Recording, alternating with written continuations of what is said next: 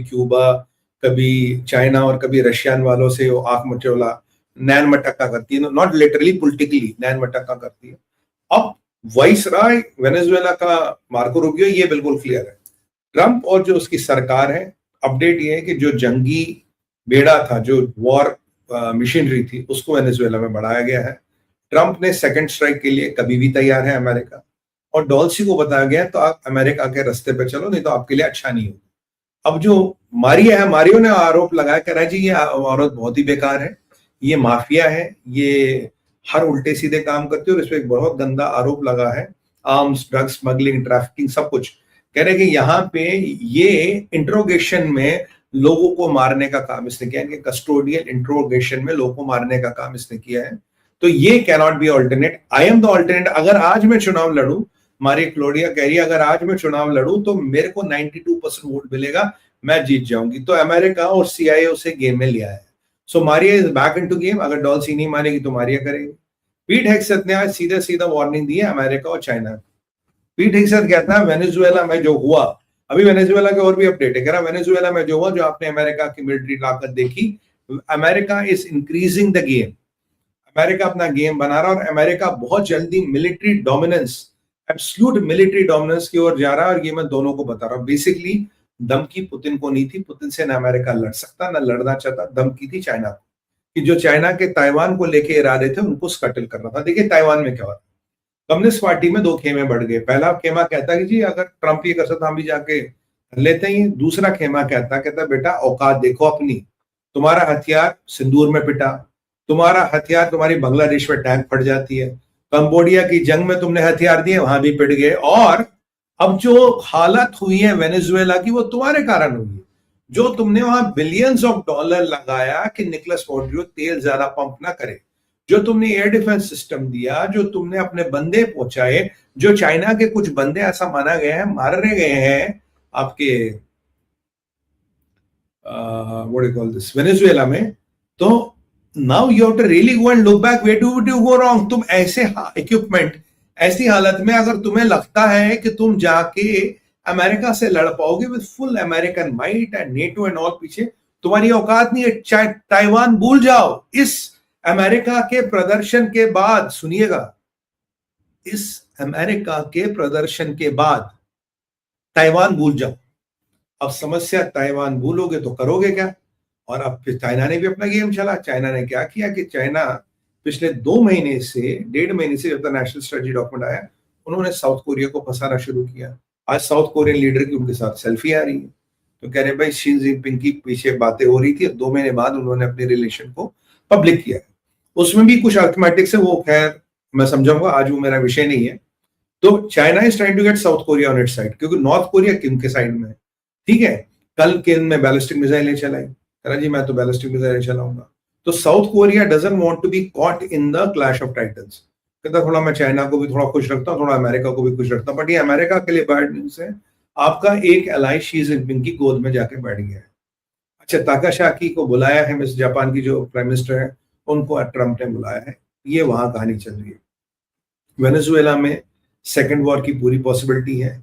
China oppose कर रहा, कोई फर्क नहीं पड़ता। ब्राजील अपोज कर रहा है, आपका मैक्सिको अपोज कर रहा, आपका कोलंबिया अपोज कर रहा, चिली, अर्जेंटीना, जो भी ट्रंप के पट्टे हैं वो बिल्कुल सपोर्ट करेगा। बॉस कोई टेंशन नहीं है, हम आपके साथ। दुनिया में चुप रहने वालों की टेंडेंसी सबसे ज्यादा नंबर है, अपोज करने वालों का नंबर उससे कम है, और सपोर्ट करने वालों का नंबर अपोज करने वालों से कम है। तो overall if I do a vote, तो it is slightly favouring to the people who have kept quiet and silently supported it। जैसे भारत ने ना यस बोला ना बोला, वो भी एक तरह से सपोर्ट है। या तो आपको विरोध करना है, अगर आप बीच में रह रहे हो तो आपने काइंड ऑफ इसको एक साइलेंट एंडोर्समेंट दिया, एक डायरेक्ट एंडोर्समेंट नहीं दिया, एक साइलेंट एंडोर्समेंट दिया।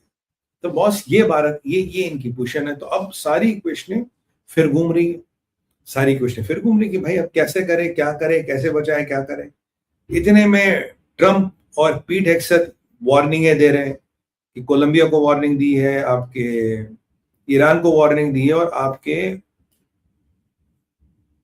ग्रीनलैंड को भी वार्निंग दी है, क्यूबा को भी वार्निंग दी है। अभी तो मैं देख रहा हूं कि वार्निंगों का लिस्ट जो है वो बढ़ता जा रहा है। और मैं आज आपको ग्रीनलैंड के बारे में कुछ एक इंपॉर्टेंट चीजें बताने वाला हूं, जो आप बने रहिएगा। ग्रीनलैंड क्यों? तो अब लिस्ट बढ़ती जा रही है और अब ये अंदाज लगाना मुश्किल है पहले कौन बाद में कौन हो, सबका नंबर आएगा पर पहले कौन, दूसरा कौन, तीसरा कौन, that is something which we are finding difficult to contemplate. पर नंबर बहुत सबका है, ये तो पक्की बात है, नंबर सबका आना ही आना है, इसमें कोई डाउट वाली बात नहीं है। तो बॉस ये वहां पे एक कार्यक्रम चल रहा है, ये वहां पे एक कार्यशाली चल रही है जो एक और चाइना चुप नहीं रहेगा, क्योंकि चाइना का वेनेजुएला में बिलियंस ऑफ डॉलर्स डूब गया और चाइना पिवेट था, वेनेजुएला हब था, जिसके साथ वेनेजुएला था, पूरा साउथ अमेरिका वेनेजुएला को देखता और उसी के साथ वो चलने का प्रयास करता। अगर आपने वेनेजुएला को ठोक दिया, पूरा जो चाइना का नेटवर्क साउथ अमेरिका में है, आप उसको डायरेक्ट मैसेज दे रहे हो boss, you are giving a direct message to the entire network. और ये नेटवर्क कैसे रेस्पॉन्ड करेगा, कब तक रेस्पॉन्ड होगा, that is something to be contemplated. पर पूरे नेटवर्क की हालत खराब है, that is point number 2 I wanted to make very sure to you. क्या वेनेजुएला में डॉल्सी रोड्रिगेज रहेगी? मेरा असेसमेंट है नहीं। क्या मारिया पिक्चर में आएगी? मेरा असेसमेंट है हाँ।